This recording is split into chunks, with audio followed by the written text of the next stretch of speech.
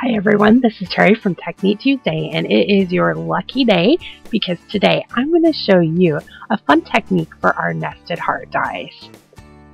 I'm going to show you how to make a clover like you'll see on this card here. So let's get started. The first thing you're going to do is you're going to pull out a piece of green cardstock, and then you're going to pull out our nested heart DIY steel dies. Our nested heart DIY steel dies come connected when you get them. There's a little bit of wire that holds the three dies together. So what you'll need to do is when you get these dies, you'll need to use a tool such as a nipper tool or nippers to snip off those wires so then you can use those hearts unconnected. For this project, we're only going to use the medium heart and the small heart. We're going to set aside that large heart die and use it later.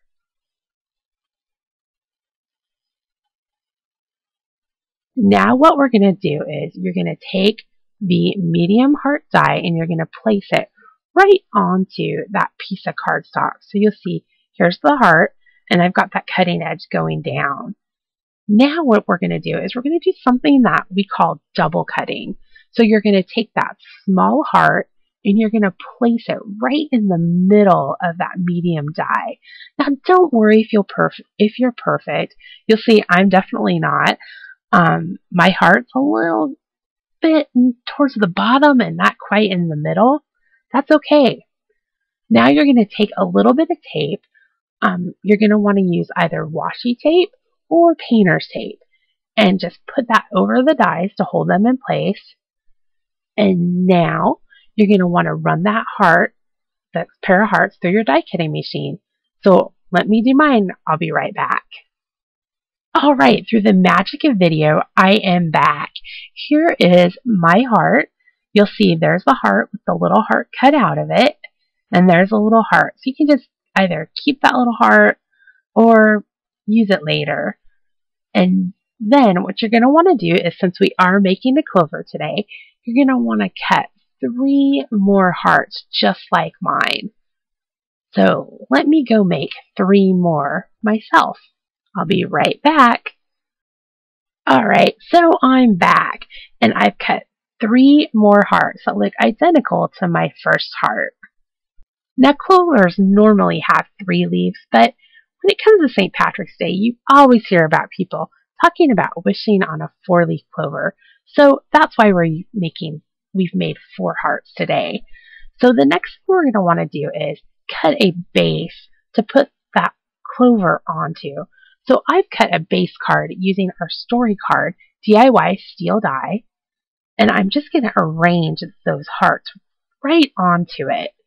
So it looks a lot more like a clover about right now, don't you think? Now I'm just going to kind of eyeball things and kind of move it around to make sure everything looks all right and looks cloverish. I think it looks pretty good. Once you've got things in place, you're going to want to adhere those hearts onto the card. So I'm just going to use a plain old bottle of glue to adhere my hearts. You may want to use a tool or an adhesive with a more precision tip, such as an adhesive pen, to adhere your hearts.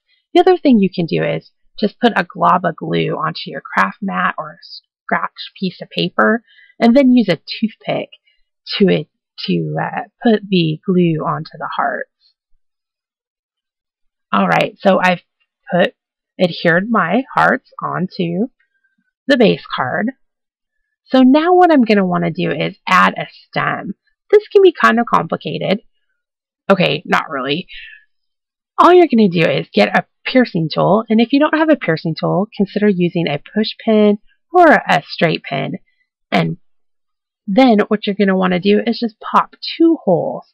So you'll see I've got one at the top and one a little bit down, maybe about an inch, inch and a half. And then you're going to want to put some embroidery floss or twine through the holes. Now to make it easy on yourself, you may want to put that twine or floss through a sewing needle.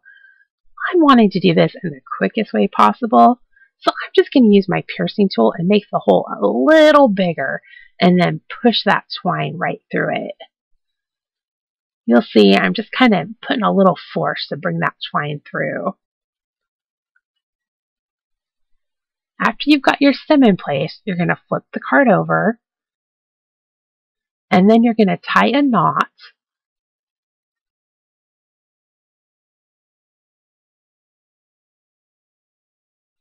And then you're going to snip off the ends, and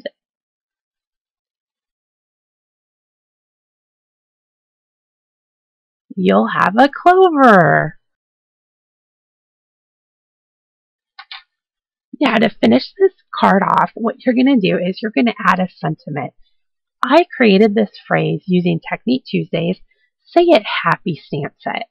I first stamped the word happy with green ink, and then I stamped the other 3 words with black ink over the top of it.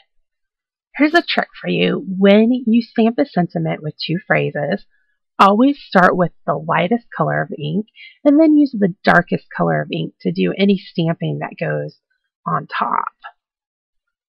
And that'll give you that nice 2-tone look that you see here.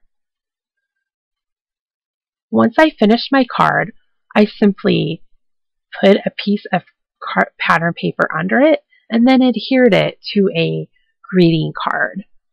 If you're not a card maker, you may want to use this panel on a traditional scrapbook page or inside a pocket page. Thanks for joining me today. For more great ideas for Technique Tuesday products, check out TechniqueTuesday.com.